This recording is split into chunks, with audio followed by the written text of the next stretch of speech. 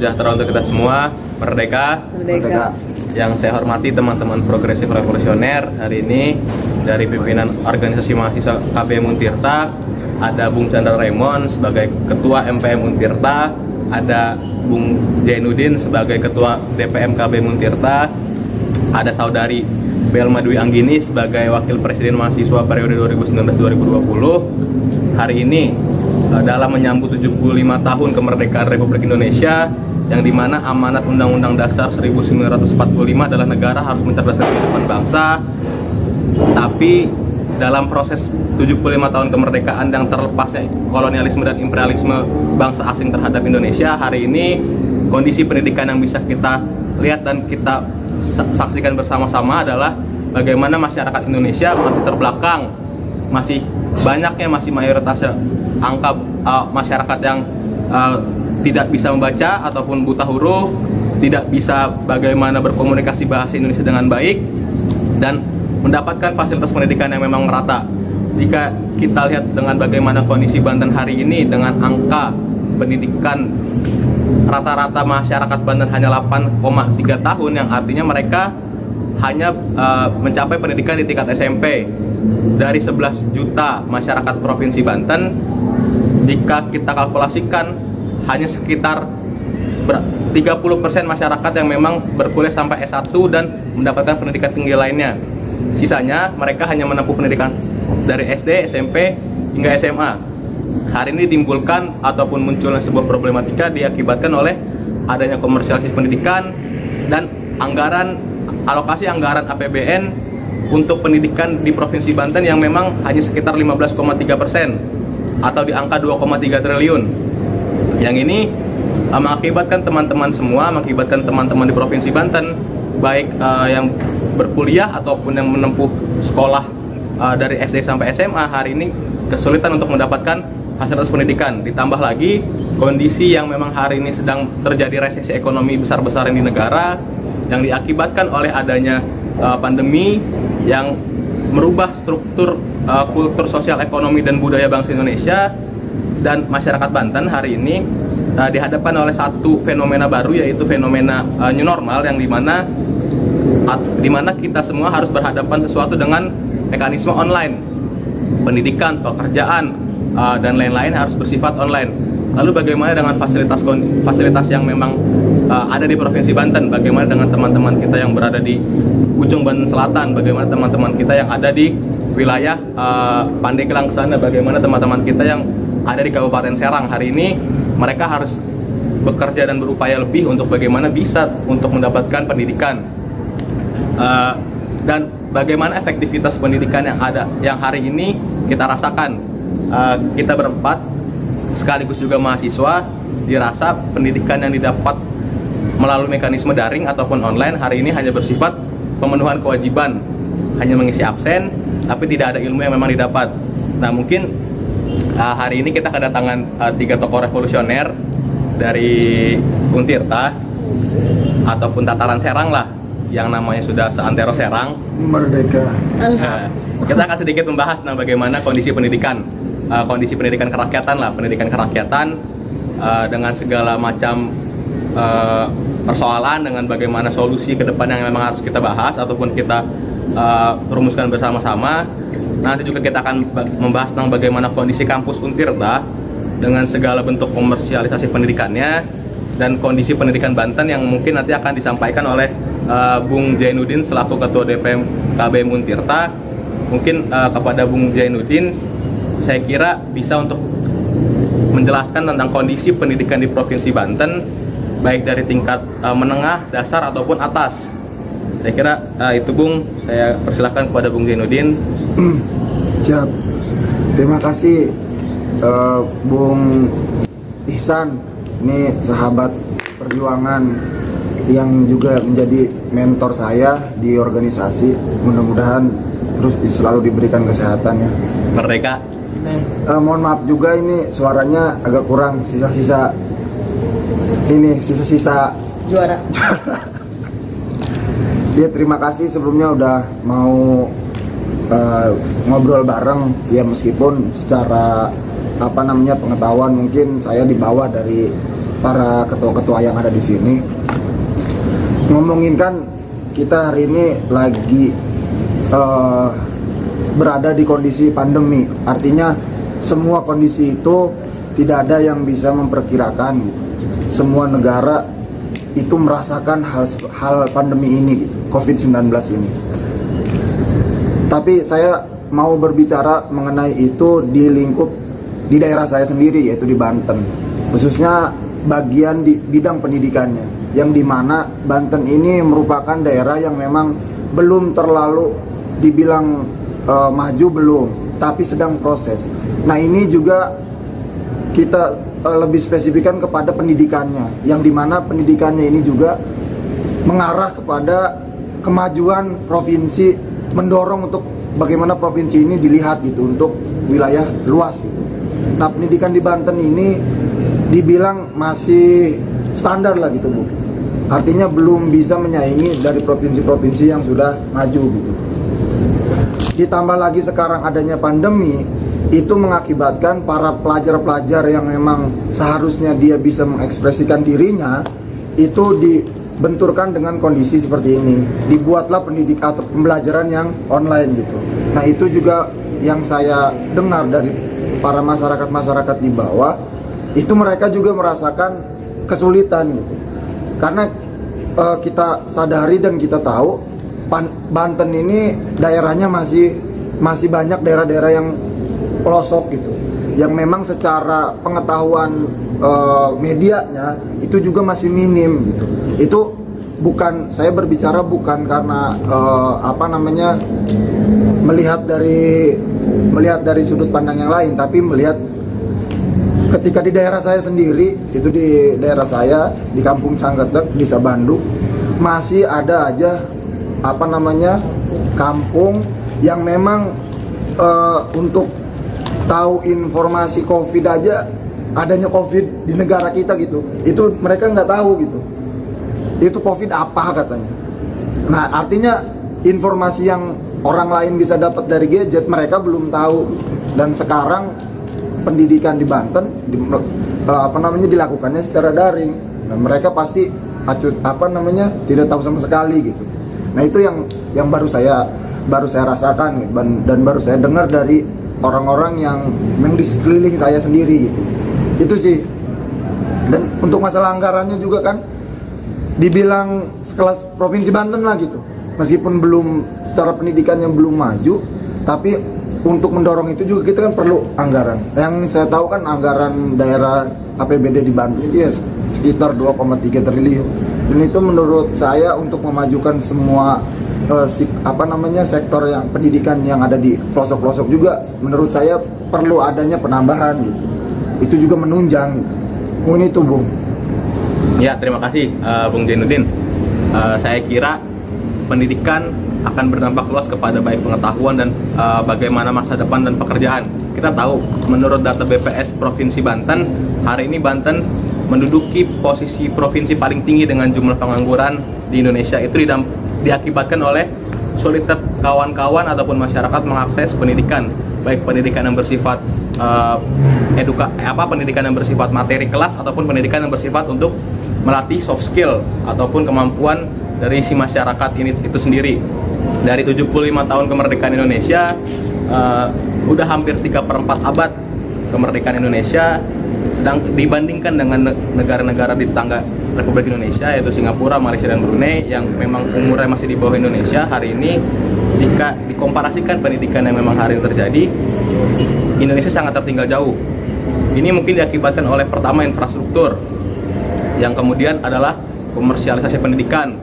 Menurut mungkin saya akan menanyakan kepada Wakil Presiden Mahasiswa Untirta selaku salah satu tokoh revolusioner di kampus yang memang hari ini berfokus kepada advokasi masalah dan isu-isu kampus yang memang hari ini berkembang, mulai dari BPIN hingga nanti Untirta menuju PTNBH, yang hari ini akan menambah beban masyarakat Banten untuk mendapatkan pendidikan di tingkat perguruan tinggi dan akan semakin meningkatkan angka pengangguran di Provinsi Banten. Mungkin saya persilahkan kepada Saudari Belma Dwi Anggini selaku Wakil Presiden Mahasiswa. Mungkin begitu Saudari. Saudari, Bu. Teteh aja teteh. Belma. Ya, Belma. Belma. Ya, assalamualaikum warahmatullahi wabarakatuh. Waalaikumsalam. Merdeka. Merdeka. Ya, Berdua lagi. Tahu lanjut. mungkin kalau berbicara terkait kampus Untirta pada hari ini, kawan-kawan kemarin disibukkan dengan permasalahan terkait uang kuliah tunggal. Memang kita ketahui bersama terkait uang kuliah tunggal ini sangat menuai kontroversi begitu panjang waktunya. Artinya proses advokasi sudah dilakukan sejak awal pandemi. Bukan hanya terkait subsidi pulsa ya yang coba kita advokasikan. Yang memang akhirnya kampus Untirta ini memberikan subsidi pulsa kepada mahasiswa sebesar 150.000 dan dibayarkan ketika pembayaran UKT kemarin teman-teman mendapatkan potongan 300.000 karena dihitung 2 semester, yaitu semester kemarin dan semester sekarang. Saat melakukan proses advokasi terkait pemberian subsidi pulsa, kita coba mengumpulkan berbagai macam data terkait sebenarnya mahasiswa Untirta itu membutuhkan berapa gigabyte untuk melakukan PJJ atau perkuliahan jarak jauh selama masa pandemi ini. Ternyata setelah kita kaji bersama di setiap fakultas itu kemungkinan di setiap fakultas itu berbeda-beda tergantung dengan mata kuliah yang memang dikontrak mahasiswa tersebut. Hal yang sangat mencengangkan adalah bisa menghabiskan satu kali PJJ mahasiswa kedokteran khususnya itu bisa sampai 4 jam, 3 jam, apalagi kuliah interaktif itu bisa sampai 5 jam juga kuliah interaktif mahasiswa kedokteran. Mungkin kalau kayak Bung Jainuddin kan udah nggak ada kuliah ya, cuma bimbingan skripsinya online, jadi mungkin nggak terlalu makan banyak kuota, bukan begitu? Iya, betul. Enggak. Kalau yang mahasiswa yang masih aktif kan harus mengeluarkan ini lagi, sehari bisa berapa MK kan? Iya. Jadi kan sebenarnya ini menjadi beban baru di tengah pandemi gitu ya. Jadi uang jajan kepotong lagi buat beli kuota. Jatah video callan sama bebek jadi berkurang, bener nggak? Oh, aku nggak pernah. Oh, iya.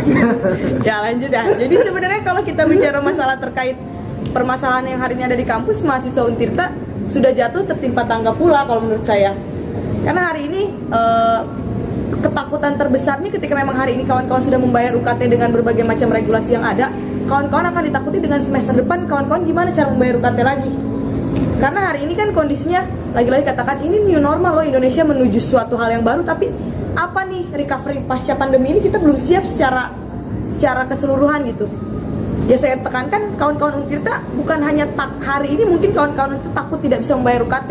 Yang saya takutkan semester depan kawan-kawan Untirta justru lebih takut lagi karena kemungkinan kecil untuk bisa membayar uang kuliah tunggal.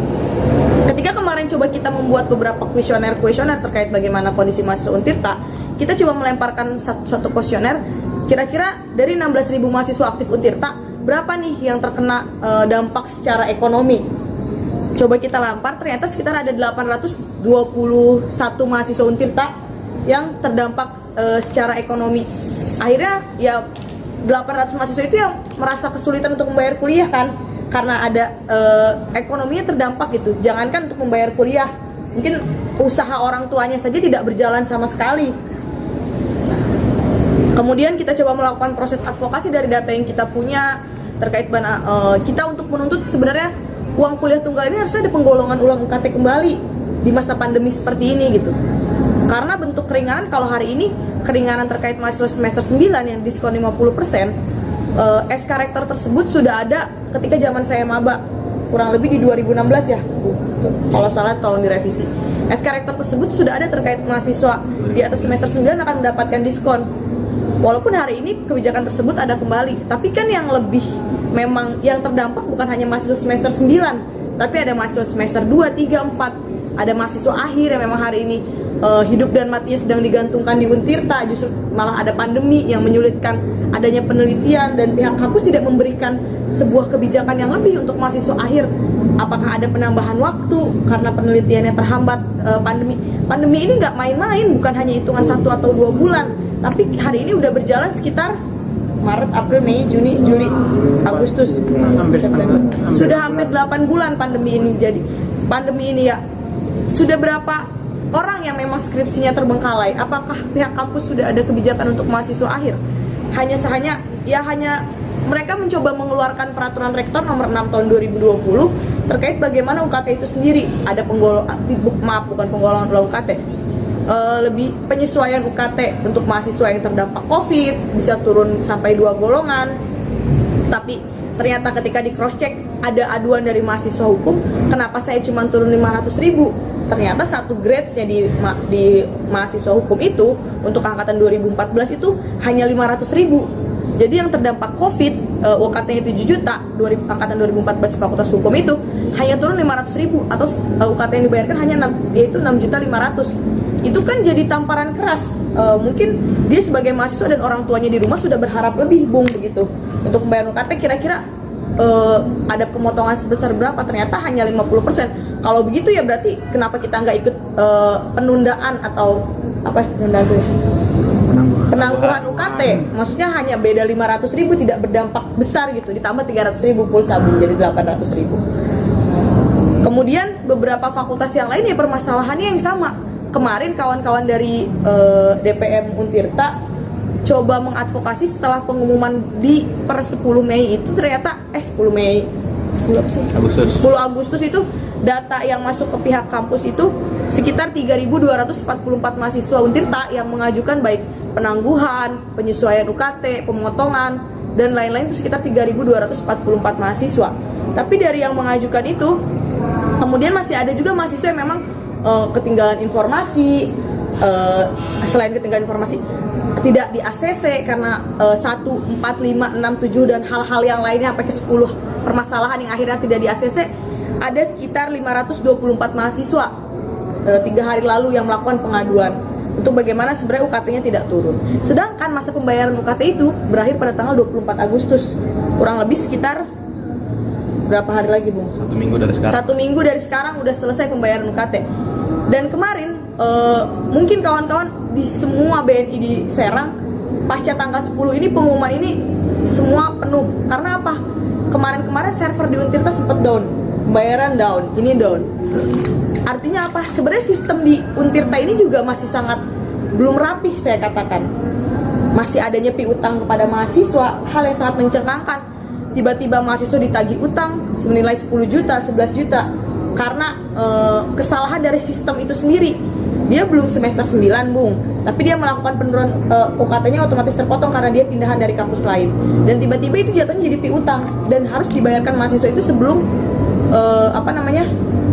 dia lulus. Harusnya kan sistem kampus bisa membaca, ada sinkronisasi dari pihak akademik dan juga pihak keuangan supaya tidak ada hal-hal seperti itu. Bukan begitu, Bung? Betul.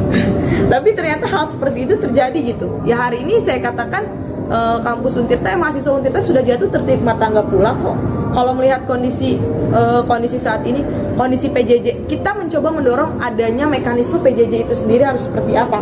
Kalau misalnya hari ini ada mekanisme PJJ yang jelas, bisa kita terima gitu.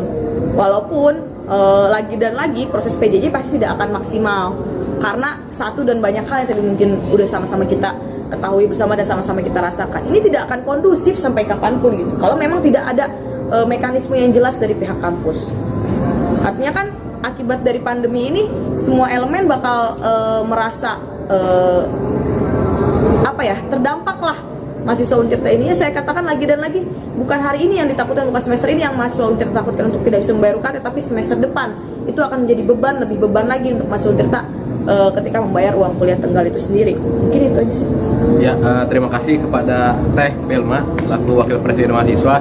Yang hari ini kita bahas adalah bagaimana pendidikan kerakyatan, yang dimana pendidikan bisa diakses oleh seluruh masyarakat, tapi nyatanya dalam mengakses sebuah pendidikan perguruan tinggi khususnya di Banten, yaitu yang memang Banten memiliki kampus Universitas Sultan Ageng Tirtayasa, siswa SMA yang ingin mendaftarkan diri di Untirta yang melalui mekanisme jalur mandiri, ketika dia diterima dia harus membayarkan BPIN. Oh iya, Bung. Ataupun biaya pengembangan institusi sebesar 10 juta untuk SOSUM, ya, 10 juta Sosum, 15 juta untuk Sentek. Nah, hal ini juga yang memang akhirnya membuat beberapa calon mahasiswa akhirnya mengurungkan diri untuk bagaimana melanjutkan tingkat pendidikannya sampai ke tingkat perguruan tinggi. Yang akhirnya dia memutuskan untuk ya sudah, saya sampai sini aja karena nggak ada biaya lagi untuk bagaimana meneruskan pendidikan. Kita termasuk orang-orang yang beruntung dapat berkuliah di Untirta dengan segala bentuk komersialisasi pendidikan, baik dalam hal-hal receh seperti misalkan untuk fakultas ekonomi kira-kira ada sebuah konsep yaitu brevet. Brevet itu dipungut biaya kurang lebih 1,5 juta lah ya, 1,5 juta untuk bagaimana dia bisa mengontrak skripsi di semester depannya.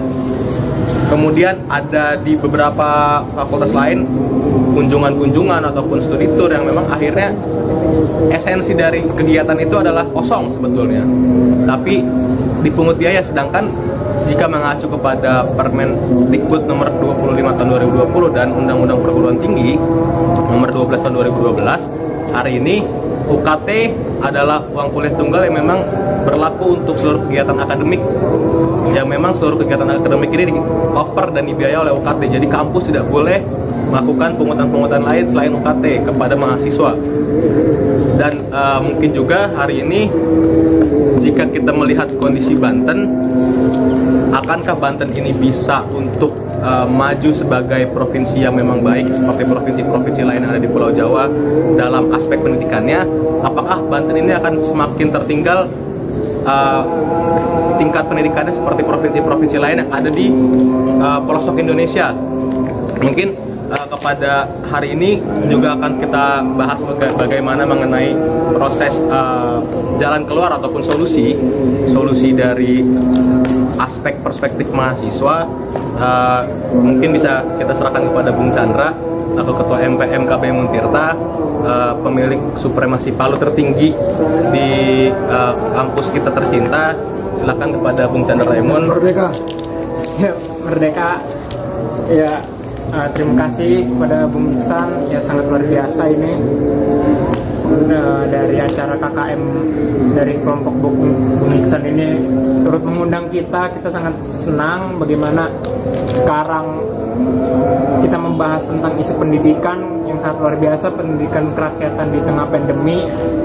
Yang seperti kita tahu, pendidikan di tengah pandemi sekarang ya bisa dibilang perkuliahan online pun tidak efektif kalau kita bilang, karena bagaimana permasalahan kuota dan juga entah apa di sinyal dan lain-lain itu masih menjadi permasalahan yang sangat pelik ya menurut kita. Dan juga subsidi kuota seperti yang dibilang Teh Velma ini juga masih tidak bagaimana mencukupi dari kegiatan pendidikan ini sendiri. Nah, mungkin terkait solusi saya hanya merangkai aja sih permasalahan tadi yang saya dapat dari kawan-kawan tadi, bagaimana di sini tidak efektif pembelajaran daring ini. Harusnya bagaimana permasalahan ini diefektifkan kembali. Misalnya permasalahan pembelajaran daring ini tidak hanya terpaku bagaimana dosen hanya memberikan tugas dan juga tidak hanya sekedar absensi, namun apa nih pembelajaran ini apakah masuk kepada mahasiswa, ini juga yang harus dipantau. Bagaimana mahasiswa mengerti pembelajaran ini sendiri. Dan juga yang selanjutnya adalah bagaimana hal yang memang terkena bukan hanya untuk mahasiswa sih ya, cuma untuk semuanya adalah terkait bagaimana kemampuan untuk membayar biaya pendidikan. Ini juga menjadi polemik, entah itu dari tingkat TK, SD, SMP ataupun sampai perguruan tinggi. Ini banyak juga orang tua siswa yang sudah mulai kesulitan di tengah pandemi ini untuk membayar biaya pendidikan. Kalau mungkin misalnya dia SD negeri ataupun sekolah negeri mungkin tidak terlalu lah, cuma ada juga permasalahan biaya kuota dan lain-lain yang tidak bisa ditampung oleh sekolah. Nah, ini juga jadi polemik. Dan juga kalau tadi dibilang adalah permasalahan kuota dan juga permasalahan biaya pendidikan, ini juga mulai banyak orang tua yang tidak bisa membayar. Nah, ini peran juga pemerintah pusat ataupun pemerintah daerah bagaimana bisa merespon biaya pendidikan ini. Harusnya kalau bisa sih ya ada kebijakan tertentu lah, karena memang sangat berat sih kalau menurut saya biaya pendidikan, karena udah mulai banyak PHK juga. Terus juga saya mendengar berita baru kemarin Indonesia sudah mulai masuk ke resesi ekonomi karena udah mulai di kuartal ketiga ya, 3 atau 2 itu sudah mulai minus di angka 5% ke atas, walaupun memang kita tidak separah negara-negara luar seperti Amerika minus 32 dan lain-lain. Nah juga ini yang harus jadi polemik yang kita segera atasi sih, karena harus ada penyesuaian kembali pembayaran biaya pendidikan itu sesuai dengan penggunaan fasilitas yang kita dapatkan. Kalaupun online, ini harus disesuaikan kembali biayanya, karena kan orang tua siswa pun sangat keberatan, Bung, gitu. Dan juga sebenarnya pungutan lain di selain UKT juga harus menjadi sorotan, karena memang ada seperti yang dibilang brevet pun sekarang di tengah pandemi pun masih ada, walaupun sekarang di 3 bulan atau 2 bulan sebelumnya bersifat online, Bung, jadinya. Cuma kan tidak ada bagaimana kayak kalau di kampus kan ada subsidi kuota dan lain-lain, di situ belum ada tuh setahu saya di tengah itu. Maksudnya brevet jadi sudah mengeluarkan 1,5 tapi tidak ada untuk subsidi kuota, kita juga yang menanggung, sama saja kan. Itu yang jadi polemiknya. Nah mungkin kalau di sini peran pemerintah sih, peran pemerintah daerah, pemerintah pusat, dan juga sekolah bagaimana untuk merumuskan pendidikan yang kerakyatan ini seperti apa. Dan di tengah pandemi yang paling utama memang biaya. Saya merumuskan 2 sih, metode pembelajaran dan juga biaya. Biaya pendidikan ini sangat berat. Biaya pendidikan ini sangat berat, dan juga tidak semua orang bisa mencapai pendidikan, walaupun sekarang pendidikan adalah menjadi komoditas yang dicari-cari untuk semua kalangan. Tidak kayak zaman kolonial, pendidikan hanya untuk kaum elit. Sekarang pendidikan semahal apapun pasti akan dicari. Tapi ini juga harus melihat situasi dari masyarakat, keadaan ekonominya dan lain-lain, dan juga metode pembelajaran yang tidak hanya berpaku pada tugas, dan ini harus menyesuaikan juga dengan masyarakat, pendidikan masyarakat dan pendidikan lokal bagaimana.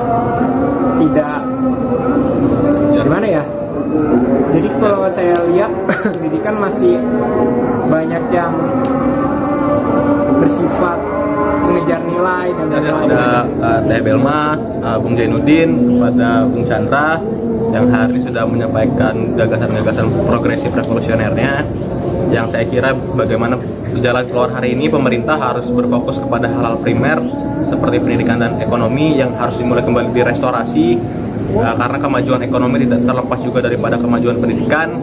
Bukan hari ini pemerintah beserta jajarannya malah membahas mengenai undang-undang yang memang bersifat untuk menyengsarakan rakyat. Kurang lebihnya mohon maaf. Wabillahi taufiq wal hidayah. Wassalamualaikum warahmatullahi wabarakatuh. Merdeka, Merdeka. mahasiswa. Hidup